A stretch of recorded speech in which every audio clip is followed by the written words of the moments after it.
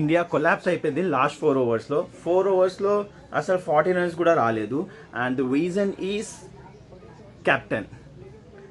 నమేబియా captain ఎవరైతే ఉన్నారో ఆయన బౌలింగ్ స్టైల్ మీద కూడా చాలా మాట్లాడుతున్నారు. బికాస్ అప్పుడప్పుడు గ్రీస్ వెనకాల నుంచి చేస్తున్నాడు, అప్పుడప్పుడు సైడ్ ఆర్మ్ నుంచి చేస్తున్నాడు. అండ్ బికాస్ ఆఫ్ దట్ అతనికి 4 వికెట్స్ వచ్చాయి. And this is the main reason India కొట్టకపోవడానికి. అండ్ వికెట్స్ అన్నీ 4 వికెట్స్ అతనికి వచ్చాయి.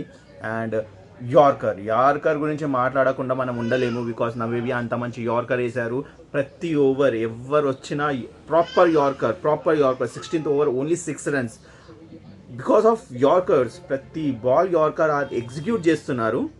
ఈజీగా 250 runs అని అనుకున్నా, నేనైతే అనుకున్నా. వాళ్ళు 300 అనుకోవచ్చు, 300 కాదు కానీ 250 ఈజీగా అనుకున్నా. ఇషాన్ కిషన్ ఎప్పటి వరకు అయితే ఉన్నాడో అప్పటి వరకు స్కోర్ ఒక రేంజ్లో వెళ్ళింది. దాని తర్వాత అస్సలు హార్దిక్ పాండ్యా కొంచెం కొట్టాడు, దాని తప్ప ఇంకెవరు కొట్టలేదు.